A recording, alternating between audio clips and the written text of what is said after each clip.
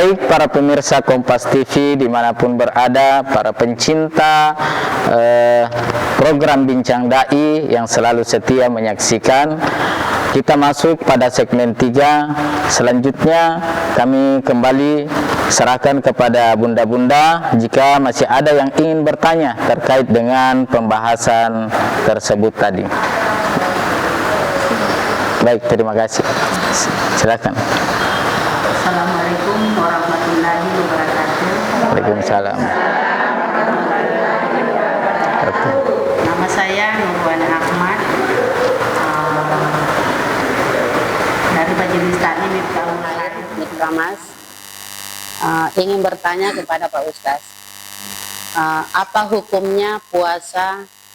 Kadang-kadang kita puasa itu baru pagi kita sudah lemas, ada rasa haus, ada rasa ngantuk, dan saya pernah melihat ada orang tidur itu Pak Ustaz mulai pagi sampai mau buka puasa orang baru bangun. Apakah itu ada pahalanya atau bagaimana Pak Ustaz? Itu saja. Assalamualaikum warahmatullahi wabarakatuh. Waalaikumsalam. Sekali pertanyaannya tadi ya. Jadi jika ada seseorang yang berpuasa kemudian aktivitasnya hanya selalu tidur saja, matiin romina jama, tidur saja tanpa ada sedikit pun aktivitas ibadah yang ia lakukan, maka sesungguhnya tadi ada kaitannya dengan pertanyaan ibu yang kedua. Ketika ia berpuasa kemudian ia tidur dari misalnya pagi sampai menjelang buka, maka sesungguhnya nilai puasa yang ia lakukan tidak punya arti apa-apa. Nilai puasa yang ia lakukan hanya setengah mati, hanya membuang-buang waktu,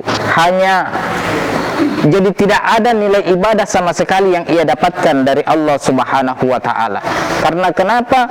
Karena ibadah puasa yang ia lakukan, ia tidak isi dengan sholat, ia tidak isi dengan mengaji, melainkan ia isi dengan tidur dan berbaring, bermalas-malasan. Jadi berpuasa itu jangan jadikan alasan sebagai kita untuk bermalas-malasan dalam bekerja.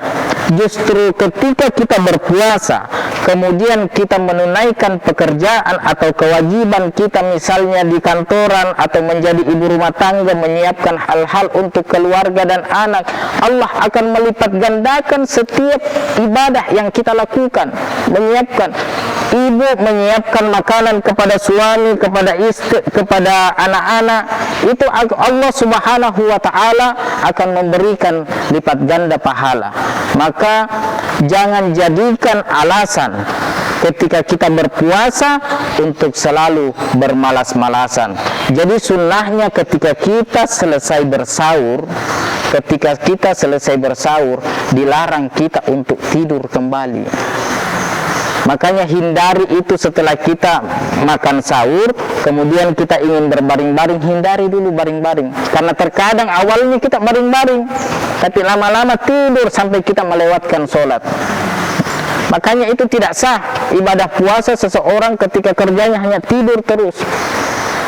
Tidur saja terus, kemudian mengabaikan perintah sholat, mengabaikan perintah mengaji.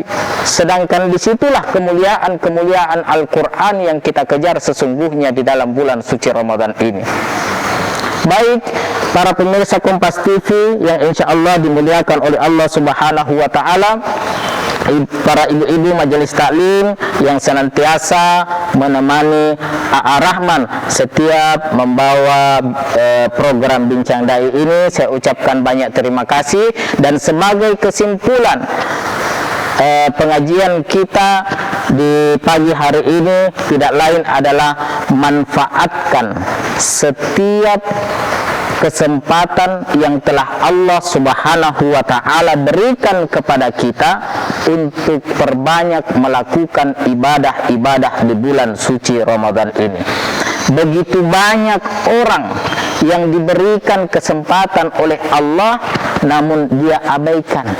begitu banyak orang yang ingin meminta kepada Allah Subhanahu wa ta'ala agar bisa masuk di dalam bulan suci Ramadan, tapi ternyata Allah Subhanahu wa ta'ala memberikan ia ujian berupa penyakit sehingga tidak bisa lagi mengikuti atau melaksanakan ibadah-ibadah di bulan suci Ramadan.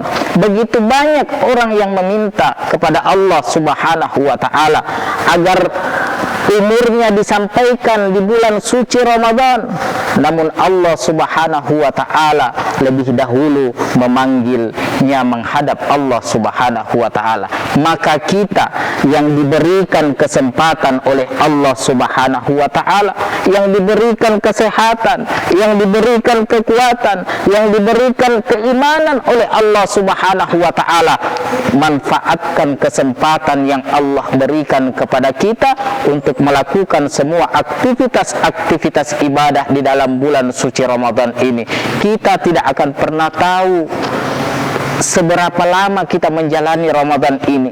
Bisa jadi Allah hanya memberikan kita kesempatan untuk menjalankan bulan suci Ramadan ini hanya 3 hari, hanya 4 hari, hanya 5 hari, atau bahkan hanya 1 minggu sampai 2 minggu. Kita tidak pernah tahu kapan Allah Subhanahu wa ta'ala akan mengutus malaikat mautnya untuk datang menjemput kita.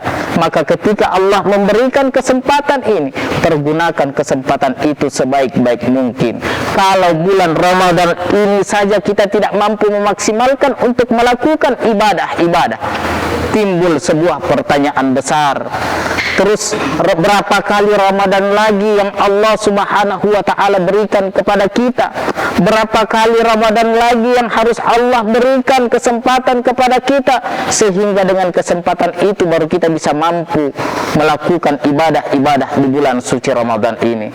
Saya kira itu saja yang sempat saya sampaikan.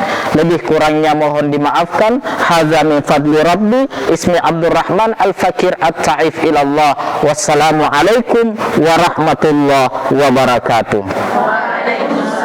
Warahmatullahi wabarakatuh.